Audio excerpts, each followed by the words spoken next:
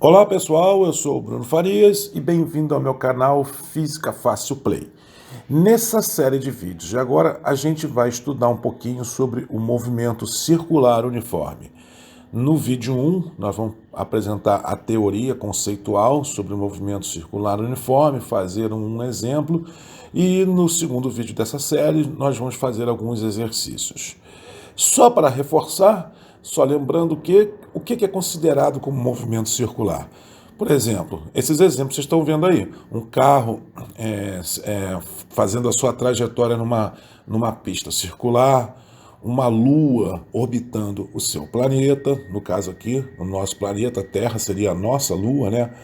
Os planetas orbitando suas estrelas, né? A Terra orbitando o Sol, por exemplo. A rotação de um disco de CD, de DVD, um próprio disco de vinil, a rotação de um pneu de um automóvel, de um avião e por aí vai. Tudo isso na física é entendido como um movimento circular e é isso que a gente vai estudar de agora em diante. Bom, então vamos começar a estudar agora o movimento circular. E para isso a gente vai agora imaginar uma partícula. Essa partícula azul pode ser uma partícula, um corpo, que está sob influência de uma determinada força que a faz se mover num movimento circular, nesse círculo preto que vocês estão vendo aí.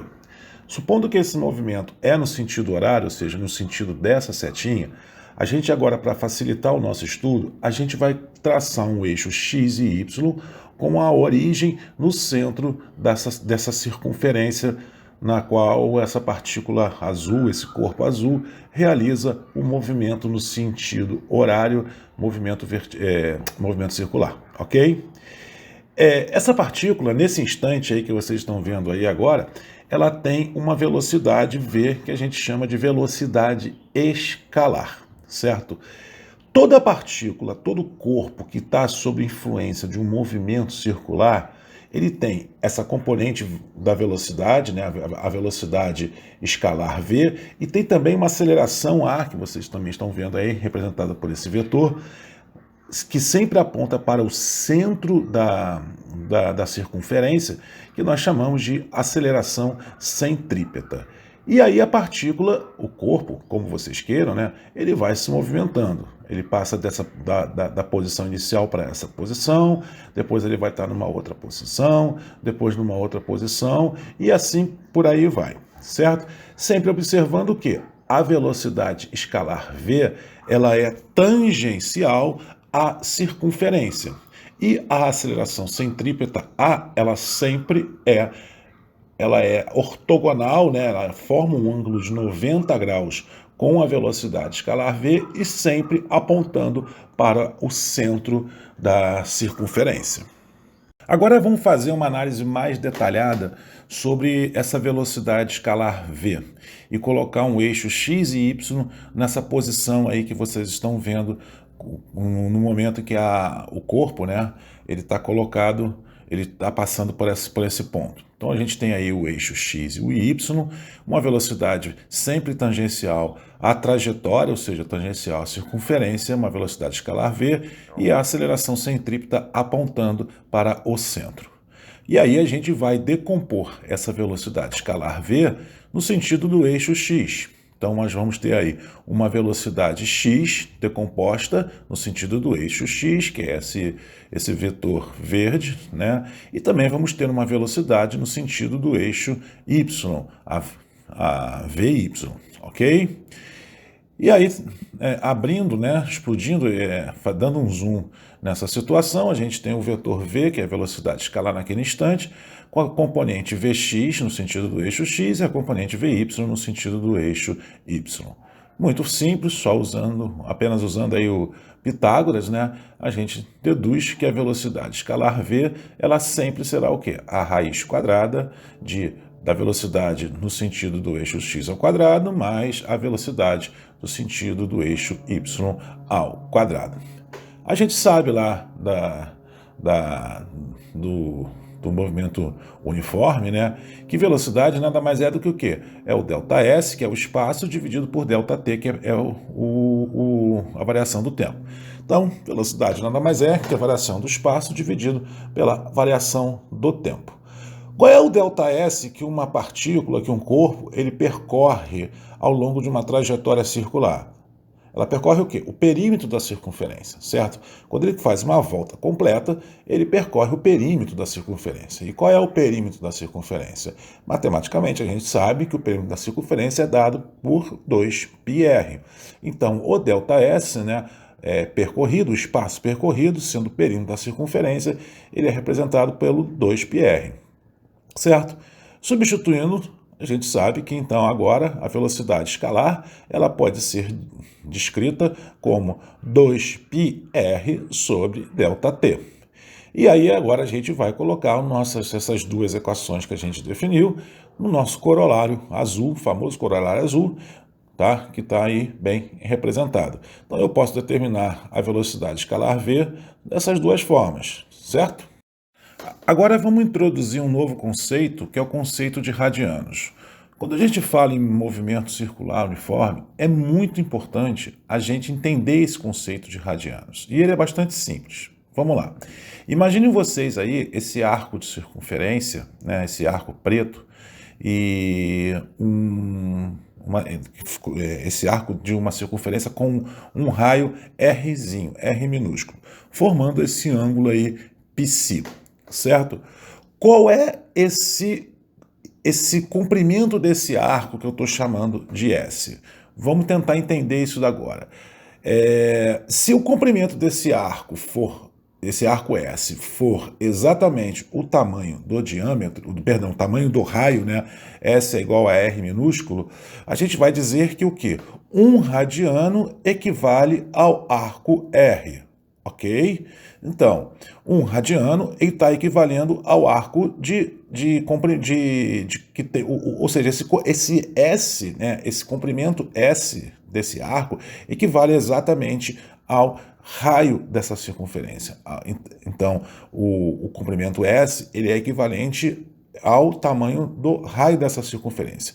E isso a gente chama de 1 radiano, certo? Porque o comprimento do arco é igual ao comprimento do raio, ou seja, é 1 radiano. Para qualquer ângulo que a gente queira determinar, né, ou seja, um ângulo θ, ele vai ter um comprimento de arco S, certo?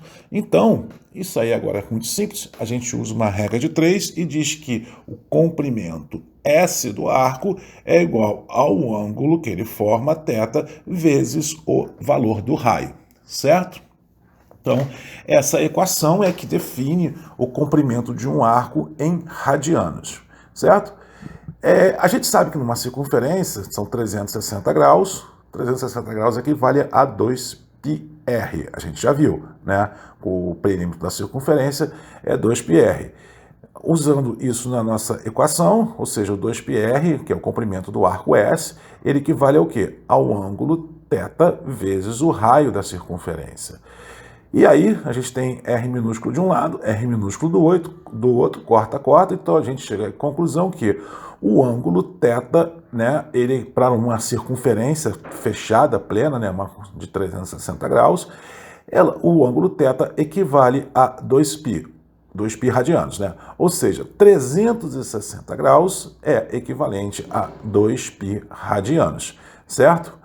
E agora fica muito fácil, 360 graus é 2π radianos, 180 é metade, é π radiano, 90 é 1/4, ou seja, é π sobre 2 radianos, ok? E aí colocando essa equaçãozinha para definição do arco em radianos no nosso coroláriozinho de colas, o famoso papel azul. Essa definição de radiano, eu repito, ela é muito importante quando a gente está estudando um movimento circular uniforme. Então é bastante importante que vocês fixem esse conceito, ok? Agora vamos partir para o entendimento de velocidade angular. E para isso a gente vai usar essa figura que está na tela aí, no movimento circular, certo? No instante zero, onde t é igual a zero, a partícula se encontra nessa posição. Partícula, corpo, enfim, o que você quiser. Depois ela passa para um ponto P1, onde a gente nesse ponto P1, ela vai ter percorrido um espaço, né, entre o instante 0 e o ponto 1 no tempo 1. Então, P1 entre parênteses T1, né, a posição P1 percorrida no intervalo de tempo T1. Em seguida, ela passa por um instante onde que ela vai se encontrar na posição 2, no ponto 2, o P2, que também vai ser percorrido por um tempo que nós vamos chamar de tempo 2. Tá? Todo esse deslocamento ao longo desse arco, ele é feito numa circunferência de raio R minúsculo, que vocês estão vendo aí. E o ângulo Ψ1 é o ângulo que faz entre um instante que ele inicia o movimento, ou seja, no instante T0 até o P1, certo? E o ângulo Ψ2, ele é, na verdade, o ângulo que entre o tempo T0, né, e o instante final lá, que é um instante P2, que ele demora T2 para percorrer, certo? A gente já sabe, né, que a velocidade angular, ela é definida conceitualmente, ela é definida por quê? Ela é definida por essa equação que vocês estão vendo aí. A velocidade angular, como na velocidade escalar V, né, o que é o V? Vamos lembrar, velocidade escalar V é o ΔS dividido pelo ΔT. Velocidade angular é a mesma coisa, é o ΔS. Só que qual é esse ΔS que a gente vai analisar? É a variação do ângulo, certo? Então, a variação ΔPsi sobre o ΔT. Então, esse é o conceito de velocidade angular, é a variação do ângulo em relação ao tempo, ou seja, delta ângulo, ΔPsi sobre ΔT. Tá? A gente sabe que o ΔPsi, na verdade, é o Ψ2, né, que é o ângulo total que ele fez entre o ponto 0 e o ponto 2, né, menos o ângulo que ele faz, que é o Ψ1, né, entre o instante 0 e 1, certo? Isso por quê? É que eu estou querendo definir qual é a velocidade angular entre o instante P1 e o instante P2, ok? Estão percebendo aí? Né? Na circunferência, você está vendo essa linha azul aí? É isso que eu vou querer determinar, né? Qual é a velocidade angular entre o ponto 1 e o ponto 2. Então, é o delta ângulo, ΔPsi, né? Ψ2 menos Ψ1 divididos pelo ΔT, né? Que também o ΔT seria o T2 menos o T1, certo? Bom, a gente já viu que o espaço, né, que é percorrido anteriormente, né, a gente viu que é muito importante a gente entender o conceito de radianos, que o S, né, o espaço percorrido, é sempre o quê? É o ângulo vezes o raio, certo? Então, o espaço percorrido do instante 0 até o instante 1 é o quê? Qual é o ângulo? É o Ψ1, certo? Vezes o raio. Raio não muda, R minúsculo. E o espaço percorrido entre o ponto 0 até o ponto 2 é o quê? É o Ψ2, é o ângulo Ψ2, certo? Vezes o raio, que está representado aí, certo? Então, qual é o nosso ΔS que a gente quer descobrir aí no caso? Que a gente quer definir, né? Esse espaço azul, né? Que é essa curva azul aí entre o ponto 1 e o ponto 2, que essa partícula, esse corpo percorre em movimento circular. É o S2 menos S1. A gente já viu que o S2 é Ψ2 vezes R, e o S1 é Ψ1 vezes R. Já temos o R dos dois lados, coloco o R em evidência, ou seja, o nosso S2 menos S1 vai ser exatamente o que vocês estão vendo aí. R vezes, abre parênteses, Ψ2 menos Ψ1. Ou simplesmente, de uma forma mais resumida, ΔS é a variação do ângulo Psi vezes o raio, certo? A gente quer determinar a velocidade, né? Então, ΔS sobre ΔT vai ser simplesmente o ΔPsi vezes o raio divididos pelo ΔT. A gente sabe que o ΔS sobre ΔT, que a gente já viu também, é o quê? É a velocidade escalar. É a velocidade escalar média, esse VM. E aí é muito fácil agora de definir que velocidade escalar média é igual ao quê? A velocidade angular média, esse Wm, vezes vezes R. Por quê? Porque o Wm, uma velocidade angular média, já foi definida lá em cima, lá, ΔPsi sobre ΔT. E ali eu estou multiplicando por R. Com isso eu consigo fazer uma correlação entre a velocidade escalar e a velocidade angular. Ou seja, em outras palavras, velocidade escalar v é igual a velocidade angular w vezes o raio. E, para não perder o costume, vamos colocar essa equaçãozinha no nosso corolário azul de cola das fórmulas das equações mais importantes do movimento circular uniforme. Agora vamos fazer uma associação do movimento circular uniforme com o movimento uniforme, numa reta, né?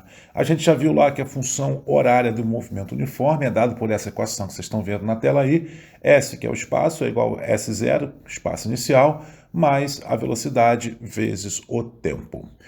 Como a gente já viu, o S no movimento uniforme, ele é sempre convertido, né, para um ângulo, porque lembra que a gente está trabalhando no movimento circular uniforme com ângulo, né, com deslocamento em radianos, né?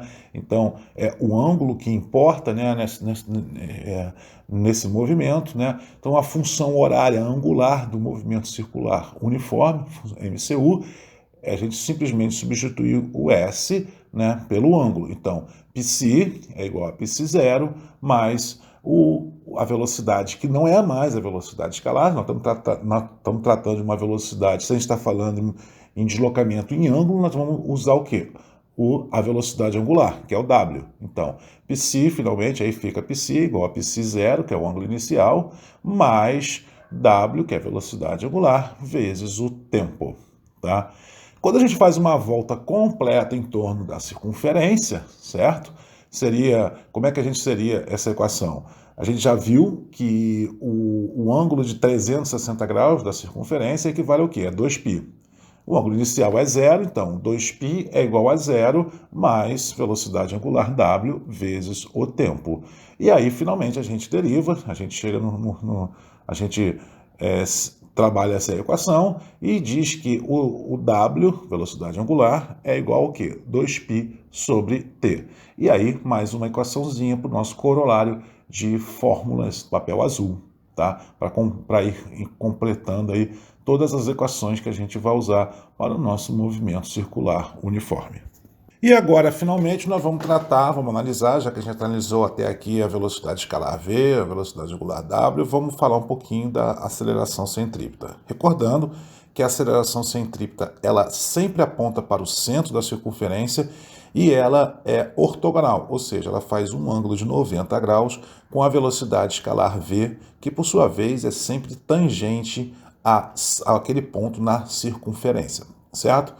Por definição, também já vimos que a aceleração centrípeta ela equivale a velocidade ao quadrado sobre r, sobre o raio da circunferência. Isso é definição, certo?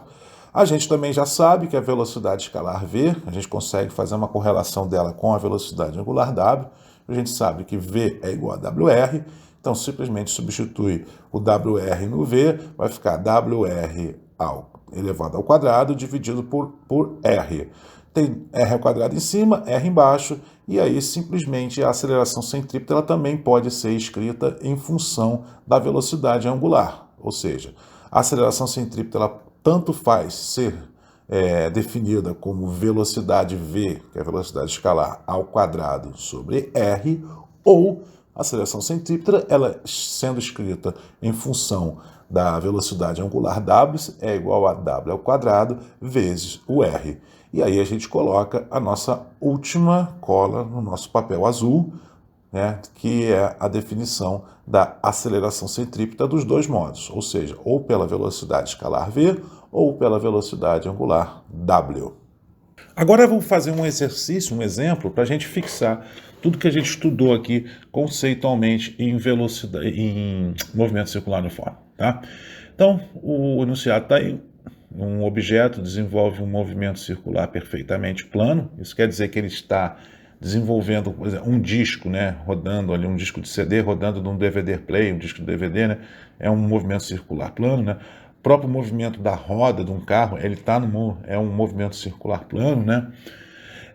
Então, um objeto desenvolve um movimento circular perfeitamente plano com uma velocidade constante, sendo o raio da circunferência igual a 15 centímetros e o objeto completa uma volta a cada 12 segundos, determine. Letra A. a frequência desse movimento. Então, vamos desenvolver logo a letra A. O conceito de frequência, a gente vai ver um pouco mais à frente, mas já antecipo que esse conceito de frequência ele é bastante importante também para o movimento circular, porque é um movimento repetitivo, né? Imagina você ali, num disco que está rodando, num pneu que está rodando, ele tem uma rotação, né? Praticamente, se a velocidade for constante, né? Ele roda diversas vezes num segundo. Então, esse é o conceito de frequência. Conta, por exemplo, uma roda de um carro. Quantas voltas a roda do carro dá em um segundo? 10 voltas, 20 voltas, né? Se a gente conseguir contar essa quantidade de voltas que um carro dá, que a roda de um carro dá em um segundo, por exemplo, a gente consegue determinar a velocidade com que o carro está se deslocando, né? Então, o que é o conceito de frequência? Frequência é o inverso do tempo. Então, frequência é igual a 1 sobre t. E a unidade de frequência é o Hertz, tá? Como esse objeto ele faz uma volta, né? Ele completa uma volta a cada 12 segundos, como está dizendo aí, né? Então a frequência é 1 sobre 12, ou seja, 0,083 Hz. Ok? Ele pergunta agora na letra B qual é a velocidade angular W. Bom, a gente sabe por definição que W é igual a 2π sobre t.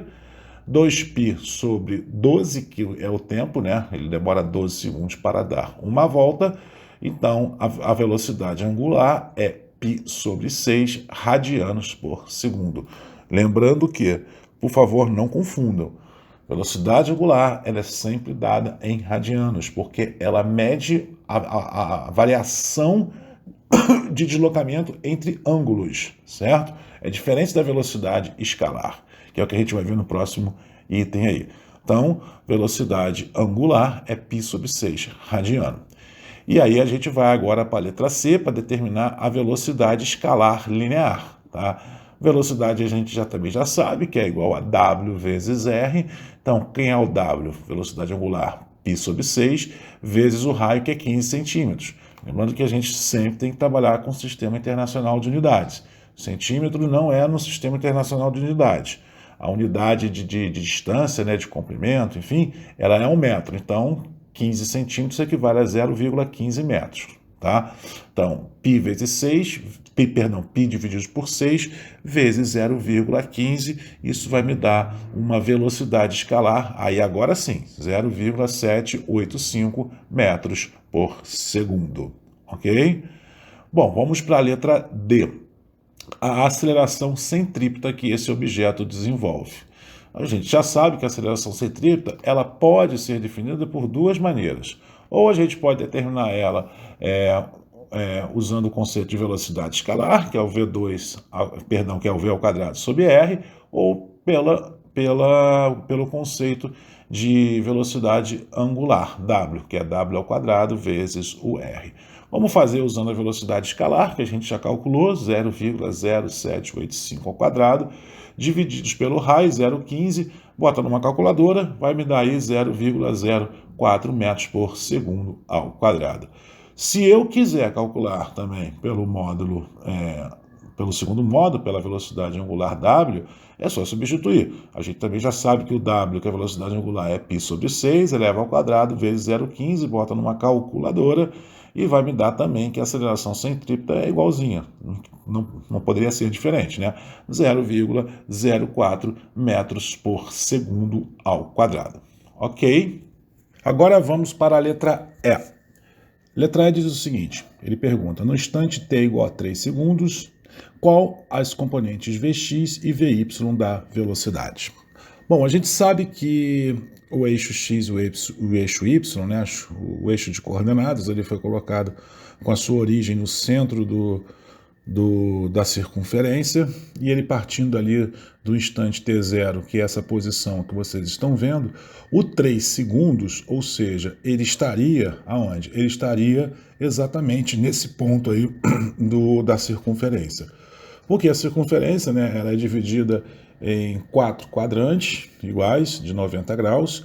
Se são 12 segundos o período que ele demora para dar uma volta completa, ou seja, 3 é 1/4 de 12 segundos, ele, obviamente, ele estaria aí nessa posição t igual a 3 segundos, certo?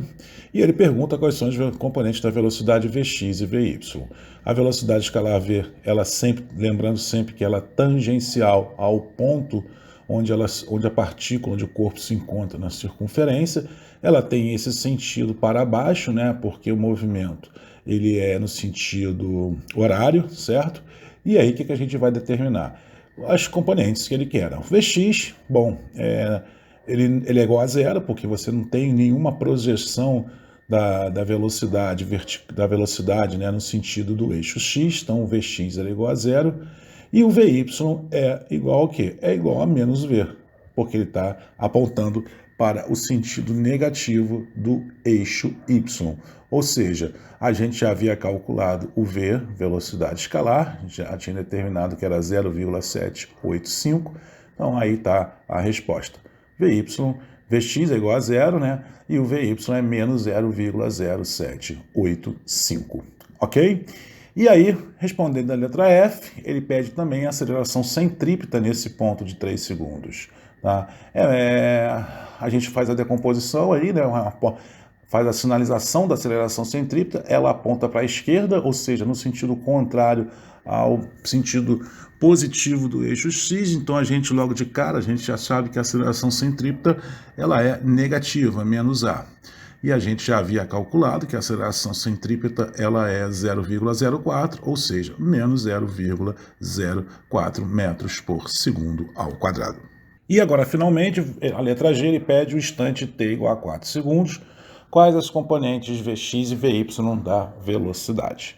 Bom, a gente já determinou na letra E anterior que a posição 3 segundos ela ficaria ali exatamente sobre o eixo x, né?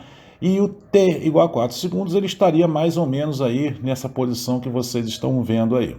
Com essa velocidade V sempre, essa velocidade escalar, né? V sempre tangencial ao ponto de contato, né? O ponto de contato, né? Onde que a partícula, o corpo, ele está realizando o movimento, a sua trajetória, né, no movimento circular.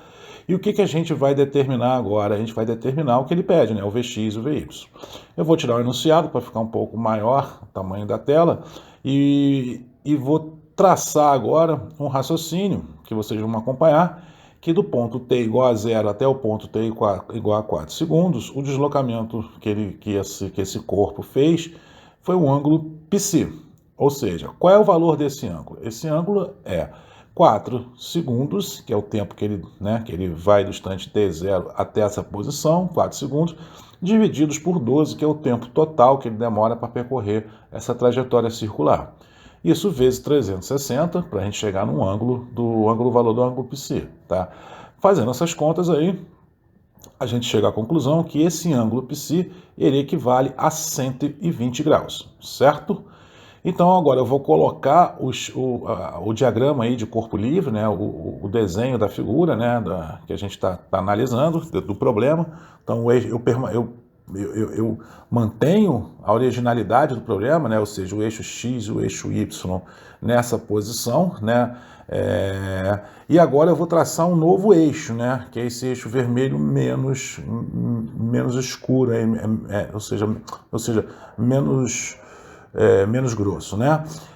E o V apontando nesse sentido, a velocidade V apontando nesse sentido com um ângulo de 120 graus, certo? Obviamente, esse ângulo agora que eu estou sinalizando, ele equivale a 60 graus, né? Simples assim, é 180 menos 120, são 60 graus. Eu vou traçar agora um novo eixo da componente vertical, né? Para a gente determinar, começar a desenhar esse problema, né? Começar a decompor tanto o Vx quanto o Vy, e aí eu descubro que esse ângulo que nos resta aí é 30 graus, esse ângulo que eu estou sinalizando agora, porque ali se faz um ângulo de 90, né? Então você tem um 90 menos 60, que equivale a 30 graus. Esse ângulo agora também de 30, eles são ângulos opostos pelo vértice, eu repito lá, né? 30 graus. E aí, finalmente, no mesmo conceito, ângulos opostos pelo vértice, esse outro ângulo aí, ele equivale a 60 graus, tá? E aí, por ser, agora, eu repito, né? O importante nesse problema, a gente está sempre definindo os ângulos, né?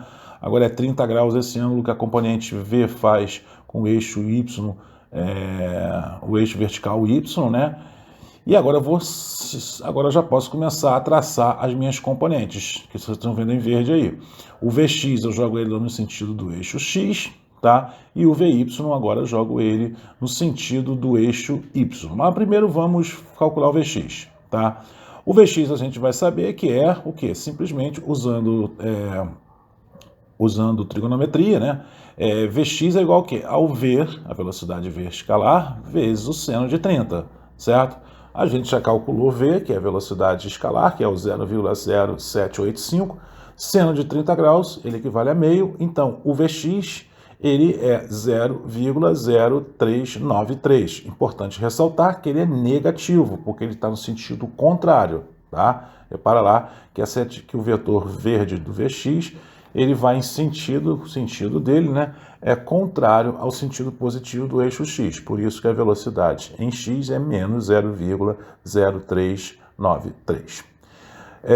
Decompondo aí a velocidade escalar v no sentido do eixo y, agora vocês estão vendo aí essa setinha verde, né, o vetor verde, né, a gente também, por trigonometria, o Vy ele é igual à velocidade escalar v vezes o cosseno de 30.